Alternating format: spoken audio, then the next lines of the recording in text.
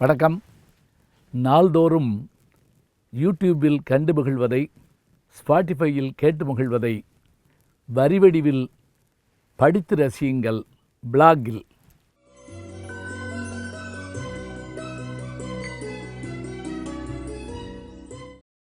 வணக்கம்.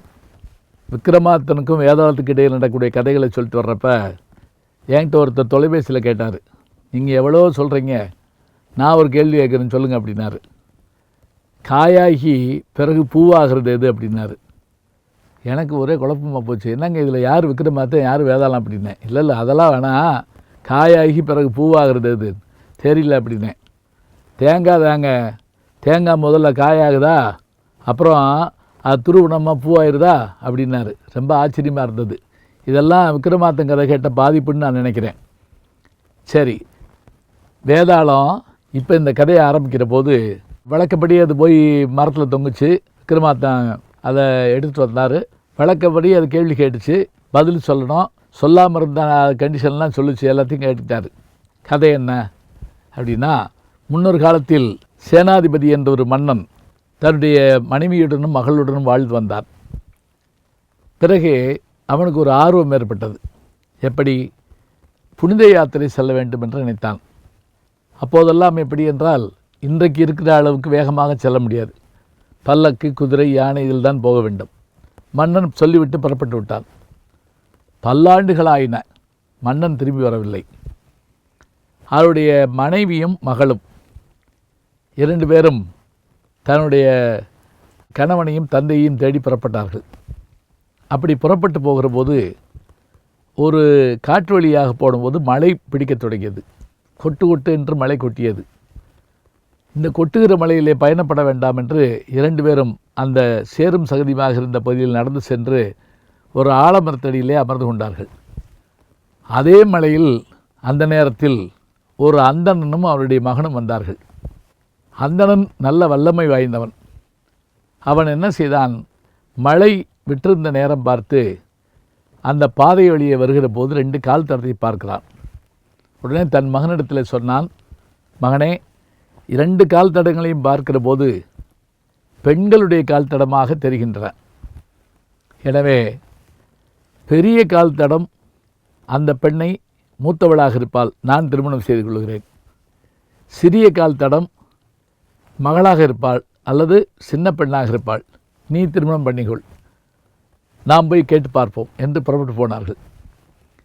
அங்கு போய் பார்த்தால் பெரிய கால் தடம் மகளுடைய கால் தடமாகவும் சிறிய கால் தடம் தாயினுடைய கால் தடமாகவும் இருந்தது. ஆனால் சொன்னபடி செய்ய வேண்டுமே. இவர்கள் அந்த பெண்களிடத்தில் கேட்டார்கள். அவர்களும் வேறு வழி இல்லாமல் ஒத்துக்கொண்டார்களா இல்லையா என்பது நமக்கு தெரியாது. ஆனால் கதை இப்படி வருகிறது.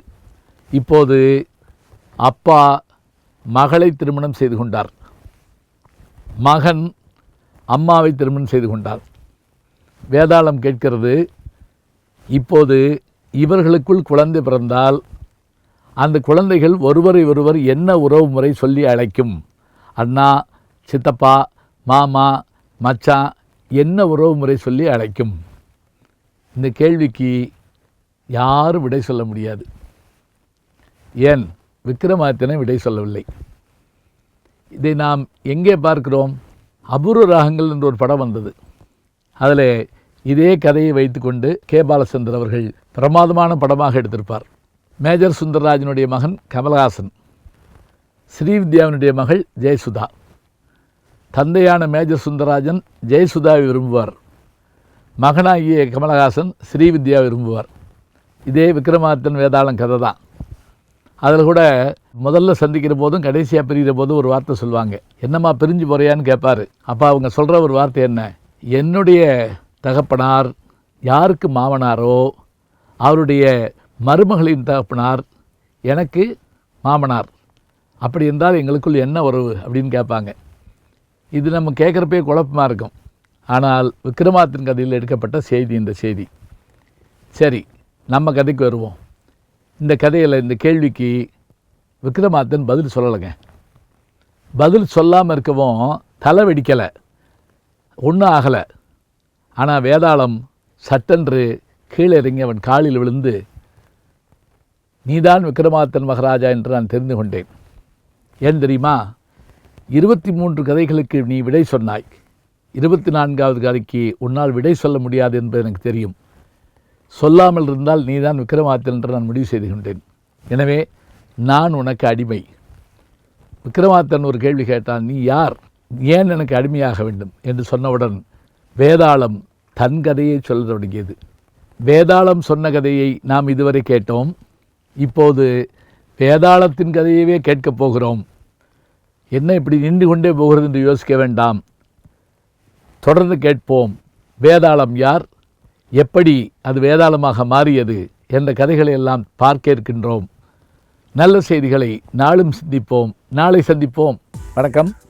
அன்புக்குரிய யூடியூப் நேயர்களே, நீங்கள் இன்னும் என்னை நெருக்கமாக பின்தொடர வேண்டும் என்று சொன்னால் ட்விட்டர், இன்ஸ்டாகிராம், ஃபேஸ்புக் போன்ற சமூக வலைதளங்களில் பின்தொடர்ந்து வாருங்கள்.